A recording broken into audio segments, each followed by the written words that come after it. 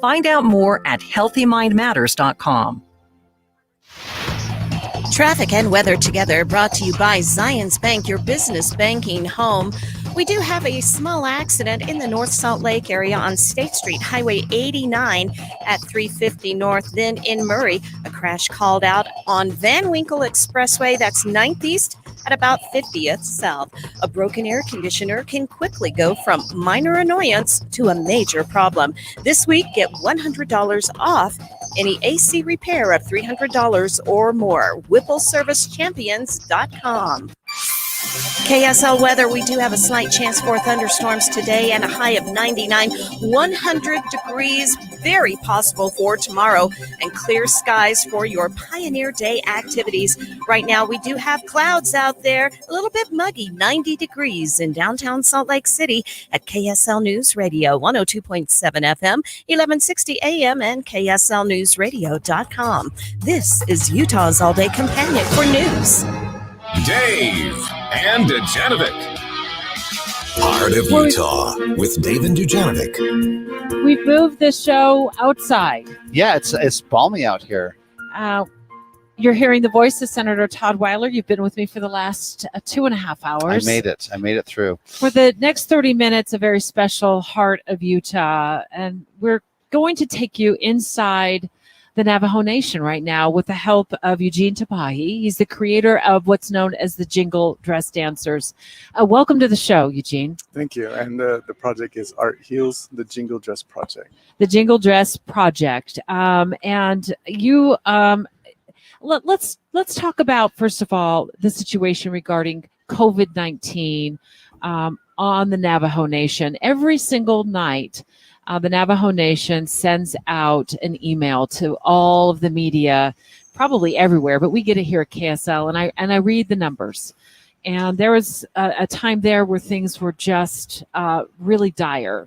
You have 30,793 confirmed cases as of the end of May, something like in the neighborhood of 1,300 deaths on the Navajo Nation.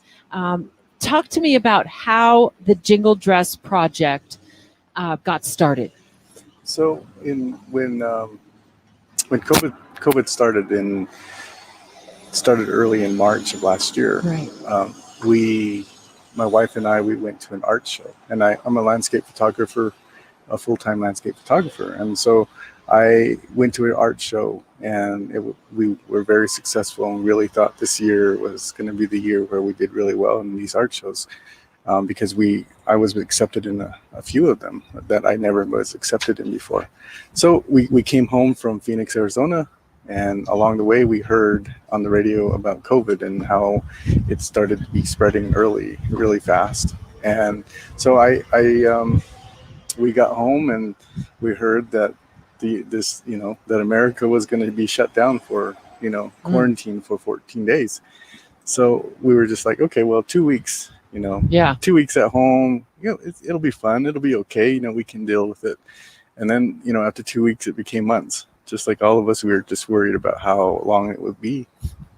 But it got to the point where all my art shows started canceling. And so, and with a lot of people, their work started, wondering if there was going to be work or not. And so then in May, my aunt, the last matriarch in our family, she contracted COVID, and she was in a nursing home back on the reservation. And I think, at the time it was still early. And so I ended up trying to get, we were trying to get to her, but they wouldn't allow us to visit her. That's so hard. Yeah. And so we ended up just calling her on the phone and trying to just talk to her. Yeah. But 2 weeks later, she passed away. So sorry.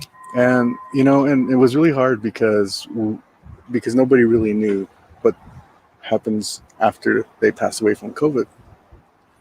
And in the Navajo tradition, we believe in burying our family members within 4 days, and we celebrate their life and their journey, to the next world. And we weren't able to do that.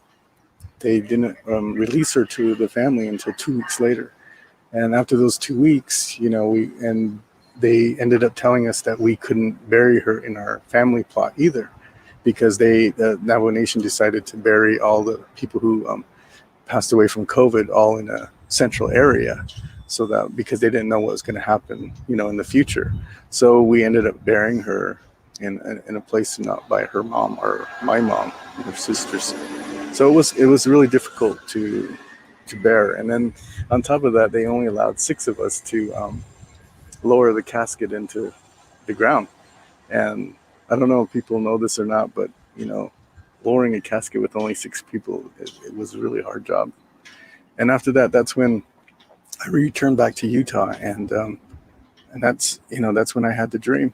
I had the dream that I was in Yellowstone National Park, and sitting in a tall field of green grass, and I tried to, I was trying to get, just sitting there, and all of a sudden I heard these jingles, and I was watching bison. They were like grazing on the horizon, and the sun was setting, and the jingles just started jingling, and then these women in jingle dresses started coming onto the field, and it just seemed like they were just dancing with the bison, and it was so beautiful, and it was so calming, and all of a sudden I felt like I was healing, like I had hope, for the future, and then that's when I woke up. So tell us what a jingle dress looks like, because obviously we're on the radio right now. So a jingle dress is the only significance of a jingle dress is the jingles itself, and the jingles traditionally are made with back in the day they took the snuff cans, the tobacco cans, the lids on the top that were tin, the circles, they would flatten them out, and then they would roll them, and then they would fasten those onto the dresses. And so there's not a bell in there. People always think it's a jingle bell, and it's not. It's just that tin rolled, and they're closely rolled and loosely rolled, so that when the girls start dancing, they start making the sound, and it sounds like rain. So the significance of the jingle dress is that those jingles on the dresses represent a prayer. So traditionally, a lot of the jingle dresses were 365 bells on there for each day of the year.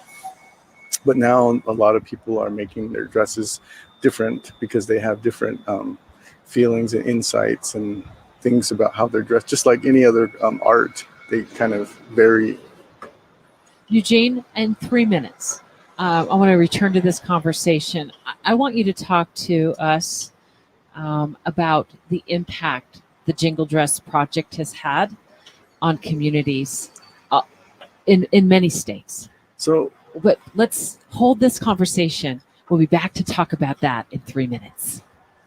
Dave and Dujanovic. Now you can use that smart speaker at home to listen to an expanded Dave and Dujanovic. Dave and Debbie are on from 9 all the way to noon. Go deeper on the news. From 9 to noon, just ask Alexa, play KSL News Radio. Experience the world premiere of 1820 the Musical, live on stage beginning August 6th at the Covey Center for the Arts in Provo. This contemporary theatrical extravaganza portrays the lives of Emma and Joseph Smith, as told through the eyes of Emma. We've got a hallelujah.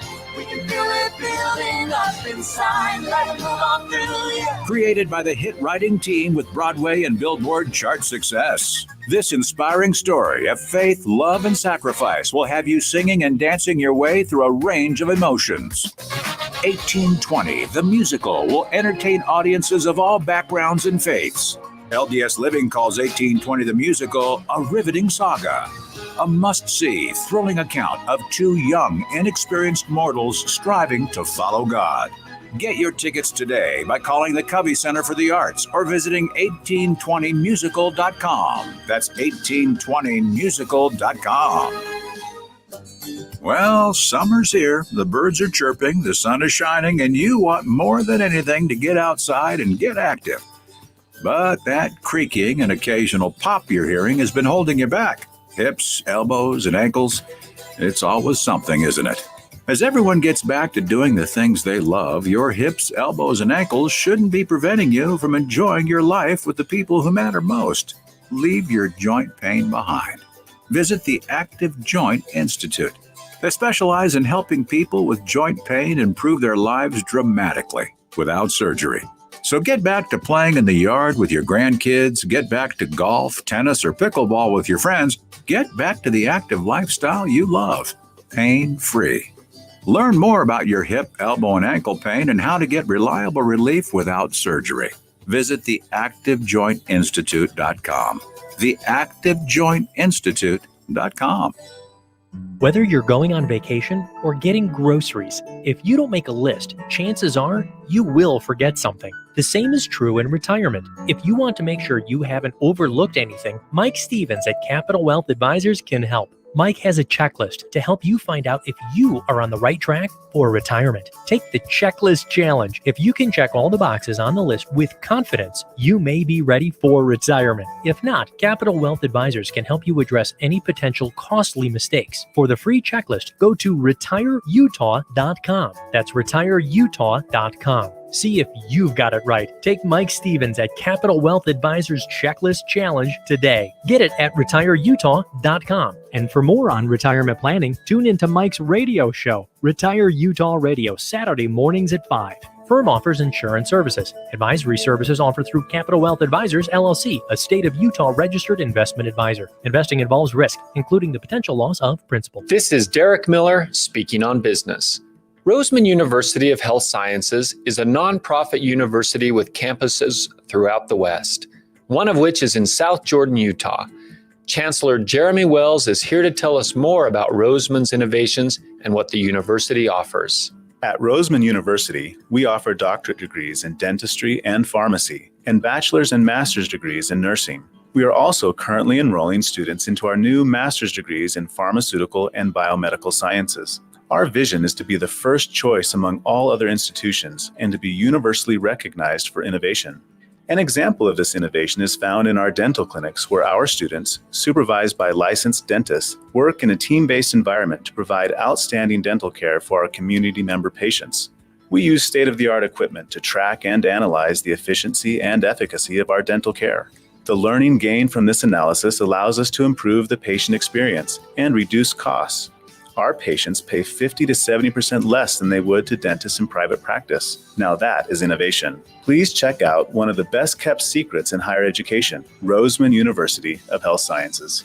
Roseman University continues to develop innovative programs that train a diverse student body to be exceptional leaders in their chosen fields. For more information, visit roseman.edu. I'm Derek Miller with the Salt Lake Chamber, and this is Speaking on Business. Heart of Utah with David Dujanovic. It's a very special Heart of Utah here on Ksl News Radio. Todd Weiler, the senator of the state of Utah, joining me live all morning long. And we moved the show outside for this very special interview. The Jingle Dress project creator, Eugene Tapahe. We just got done talking to you about the COVID-19 and the impact that it's had on the Navajo Nation. And Senator Weiler, you brought up a very valid point when it comes to how expansive the reservation is, the Navajo Nation is, and the fact that they would have to drive for hours to find health care. There's no hospitals. It's so during the COVID, the peak of the COVID crises, if someone on the reservation needed to be on a ventilator or something like that, their only option was an air ambulance or an air helicopter. And so I worked with the legislature to secure funding to make sure that those programs would continue throughout the COVID crisis. That was a year ago when we did our special session. And Eugene, you were talking about how you lost your aunt to COVID-19 and just the incredible emotional impact that had on your family. And then you have this dream of Jingle Dress dancers, and then you take it beyond the dream. You actually create a project where you travel around to a number of national parks for them to perform. What's the purpose of their performance? So when I had the dream, it became a healing project, and we wanted to make sure that where we went, we wanted to make sure that we made an impact not only for the people, but as everybody knew, when COVID happened, everybody stayed home, and the lands kind of started healing themselves because everyone wasn't driving anymore, and so there wasn't as much pollution, not just car pollution, but also people pollution, because we were all staying home. So my idea was that if we healed the land, we would be able to heal the people. And so because the Jingle Dress is a healing dress and it's a healing dance, that's why we decided we were going to go across America and do these dances. And when at the beginning of the pandemic, and I want people to realize this, we didn't do this for recognition or do it to bring attention to us. We did it because of healing. When we went out and did these things, we did it in private. We didn't let people know where we were going and what we were doing. On social media, I let people know this is what we're doing, but we didn't tell them where we were going and what we were doing because we didn't want people to think that it was safe to travel. So we went to Redwood Forest, and just the 6 of us, and we would dance. And we went out to Bonneville Flats, same thing. We just went and danced, and we wanted to bless the land and the ancestors that were there. And so along the way, we started doing a lot of land recognition for Native people. We always announced where we were, that we were on Native land, and we would tell the people which tribes that were in these certain areas. So, and that's kind of what we did. And it wasn't really about recognition. It was about healing. It was about trying to help the people that were going through COVID. Sunny Begay, you're one of the dancers. Let me let you get the microphone up there. Talk to us about what these dances are like. The Jingle Dress is about 10 pounds. We weighed them. And what you pretty much do, or like, you want me to explain what it is? Yes. So we kind of just go to the beat, kind of like we do a side step. The song that we have for the Jingle Dress is a traditional ceremonial Jingle Dress dance, and it was provided to us by a good friend of the Tapahe family, Brian Jansen, and it's called the side step, and pretty much you just stay on beat, and we do that at every place we've been to heal the land, and it is ceremonial and sacred dance that we dance to. Let me turn the time over to Erin Tapahe. You're one of the Jingle Dress dancers as well. Do you feel like this has made a difference? Yes. So it's just seeing it just purely from a social media standpoint. It's been incredible because we've heard a lot of really uplifting and positive comments, and like people will just kind of send us stories of their experience of seeing the dress and seeing us on these lands and just watching us dance, and how it's brought healing. And sometimes on some of the videos that I've posted on social media, they're like, I watched this 40 times on repeat, and the sound is just so soothing to me. Or sometimes I put it on at night and it just helps me fall asleep and stuff. And so I think just from that standpoint, it is bringing healing. But I think to each and individually, each of us, it's brought our own personal healing with our own lives. And so it's definitely being welcomed, and it's being it's just happening in such a good way. So, Dion, you're kind of doing this with your dad and your sister, so it's kind of a family affair. Do you feel like this has brought your family closer together during COVID? Yeah, so actually at the beginning of COVID, when we first started traveling to these places, my mom was able to come with us too, because at her work, she was able to do everything like on Zoom, and she wasn't able to go into the office. So at that point, it was a full family affair, because there's only 4 of us in my family, and so we were all able to go. And at the beginning, we also had Joannie Begay with us. Right now, she's actually on a mission in Texas. So we actually had 2 of the girls and then my whole family. So it just brought a lot of us closer. And we already knew Joannie and Sunny, so it was a good time for, I think, all of us to go and travel and have something to do during COVID. And then it's turned into this huge project with my family as well. And it's been really fun to do a lot of stuff with my family and to be able to have it centered around family. Erin, where are some of the places that you've been? We have been all over America. We've been to New York and DC. We've been all over California. We recently came from the Pacific Northwest in Washington and Oregon, and we do it road trip style. So we do lots of little places along the way. So when we went on our big trip to New York, we were stopping in like Nebraska and all over in like the Dakotas and Chicago. And so we've been to lots of different places. We just haven't been to the South yet. So we have some plans in the work of going that way. We can see the pictures of the dresses at kslnewsradio.com. Todd, I want to make sure that folks have a chance to click on kslnewsradio.com to take a look at them. Beautiful. They're beautiful. So, Eugene, you said at the beginning you weren't announcing, but if any of our listeners, if they want to see one of these jingle dances, are there opportunities for people to see them now? The only available online. Okay. And where do they go online? They can go to jingledressproject.com. Okay. Or they can look at Instagram. And we have Instagram. My Instagram's at Tapahe, and then the Jingle Dress Project has their own. It's at Jingle Dress Project. Okay. And a lot of the photos are there. A lot of videos we posted. Recently, we posted.